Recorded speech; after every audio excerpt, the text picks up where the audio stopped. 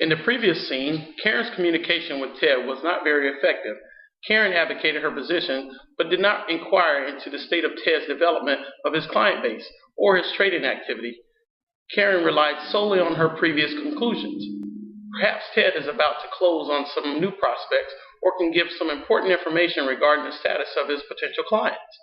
Also, maybe his trading activity is justified. Karen's behavior during the communication did not inquire into these issues. Karen did not seem to listen to Ted's explanations at all, and only succeeded in suppressing communication and problem resolution. The figure illustrates Karen's flawed communication tactic. Specifically, after the lunch meeting, her reaction was to immediately meet with Ted and engage in an advocacy-type argument about Ted's trading activity and request for an office. She did not reflect on the situation and acquire a mindset that would achieve her goals. She reacted based upon her annoyance with Ted's request and his attitude. In this slide, we see that Karen should reflect and reframe. She should also focus on balancing her inquiry and advocacy. Allowing Ted to challenge her conclusions without becoming defensive would be more productive. She should attempt to be transparent to Ted with respect to her motives and engage in valid inquiry, and adjust her mindset to her goals. She should have all relevant facts before coming to a conclusion. To balance advocacy and inquiry, Karen should set the stage for the meeting and indicate to Ted that disagreement is acceptable. She should facilitate a discussion by asking questions and internally assessing her own previous conclusions. At the end of the discussion, Karen should assess the success of her balanced advocacy and inquire communication and consider ways to improve in the future.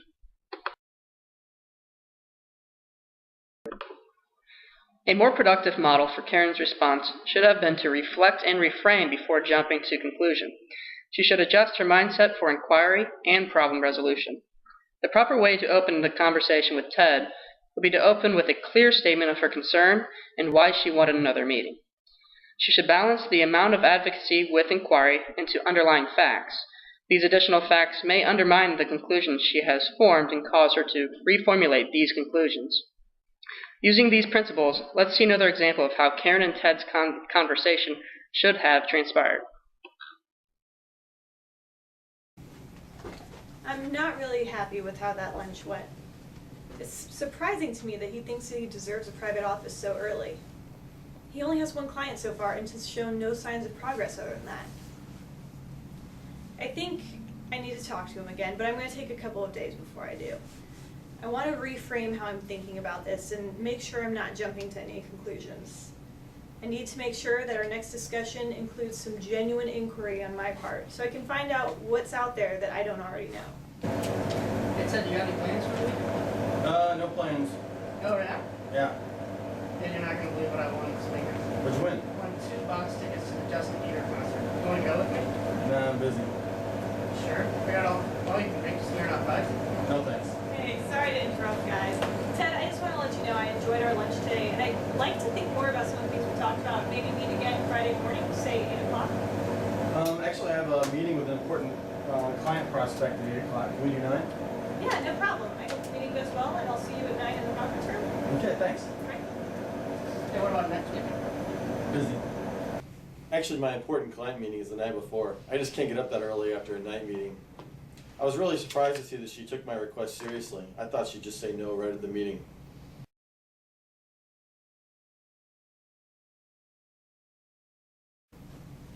It's Friday morning, and I'm meeting with Ted in an hour. I've thought long and hard about this, and I really want to make sure that we open up some two-way communication. We really value him at this firm, and I want to make sure he knows and believes that. I also want to outline some expectations on both sides. I want to know what he's needing from us to continue to perform, and I want him to know what we need from him. I want more openness about his trading and prospecting.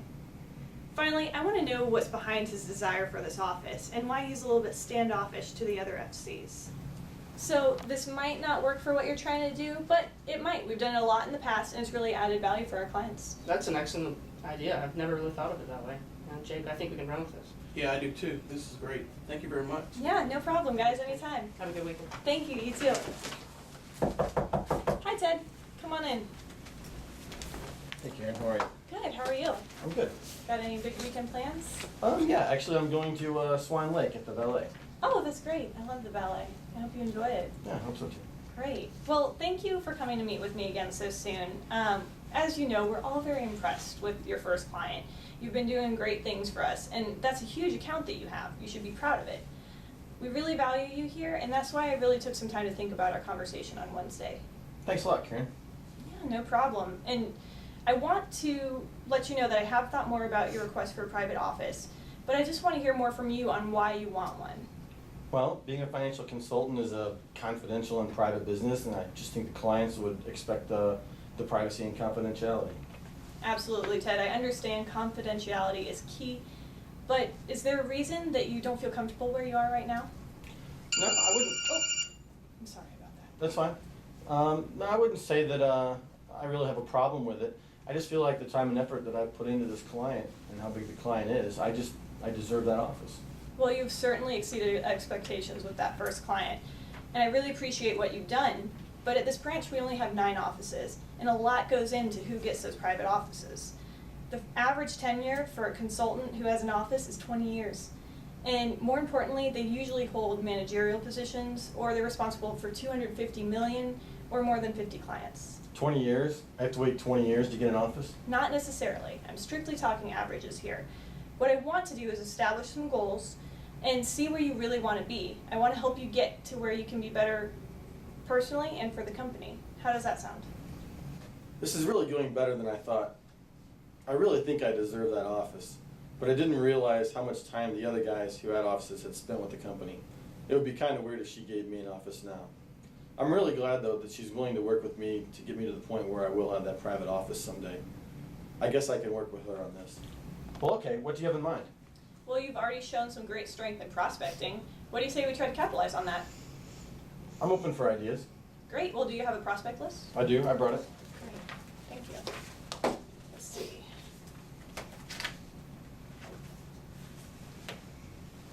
Okay, it looks like you have a really solid understanding of these top 50 prospects. The rest need a little more development, but why don't we categorize these top 50 by risk profile? We could tap into some of those great relationships you've already made with the research analysts and get some ideas for solid investments for these. And after that, we could block out a time each week to work together, maybe focus on calling or even visiting these people. How does that sound? Okay, but what about my big existing client? We definitely don't want to forget about your existing client. I just want to put a little more time into some of these top 50 prospects, and I would like to work together on it. Okay, that seems reasonable. With 50 clients, you'll be well on your way to getting one of those offices one day. All right. I'm really relieved that Ted understood why we couldn't give him an office right now. He also seems much more open to working together than I originally thought. Now that the awkward office question is out of the way, we can focus on the real issues. I really want to know what's behind his prospecting and his trading. Now, I'd like to discuss some other concerns I have. I just kind of want to tell you what's going on in my mind. I might be off here, I don't know, just let me know. But I feel like you're a little hesitant to share some of the office responsibilities. Most junior FCs take on extra tasks around the office. They share their spaces when needed. They do a whole lot of cold calling. And it just seems to me that you're hesitant to be involved in any of that. I was hoping you could kind of help me understand why. Honestly, I see sitting at the front desk as a complete waste of time. And I don't think I really need to do so many cold calls when I have this client prospect list that I'm working on. And it's true, you do have a much better developed prospect list than most of the other FCs. Now, how do you think your time would be best spent? I mean, are you completely opposed to cold calling? No, not at all. I still do about 50 cold calls a day.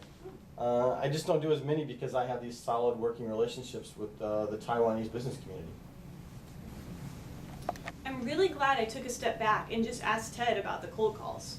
I didn't realize that he actually had a plan for how many to make and how to balance that with his prospecting. I feel much better now about how he spends his time. Well, that's great to hear. I think 50 cold calls a day is actually really appropriate considering your situation. And I do think it's good that you spend the rest of the day trying to develop those relationships you have with other potential clients. That would be nice because I really think I'm making progress with my top prospects. I'm glad Karen finally decided to hear me out on my strategy. It's nice that she's willing to work with me instead of making me do things just because that's the way it's always been done. I would like to understand better why you're making some of the investment decisions you are with your current client. Could you kind of walk me through that thought process? Well, like I told you at lunch, that was what my client wanted.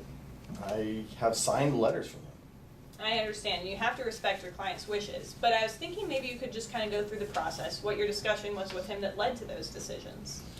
Well, I actually keep a log of notes from all my client meetings, and I didn't think it was something you'd want to see, but if you'd like to see that log of notes, I can provide it to you. Definitely. Here, I brought them with me. Thank you.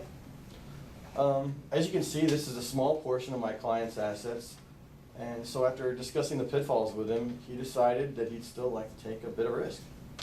Okay. Well, I think you handled it well by getting that signed letter from him stating that it was his specific request.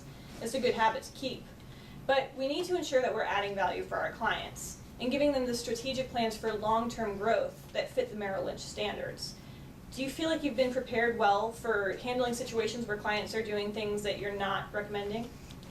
Well, I did handle a lot of those types of situations when I was in real estate sales, but it's a bit different now in this industry. The letter was sort of a last resort for me.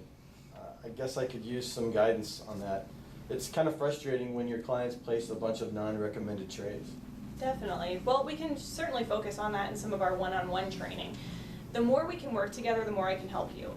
We value what you're doing, and we want you to know that we believe you'll be a top producer. So we'll give you the tools that you need to succeed. Thanks.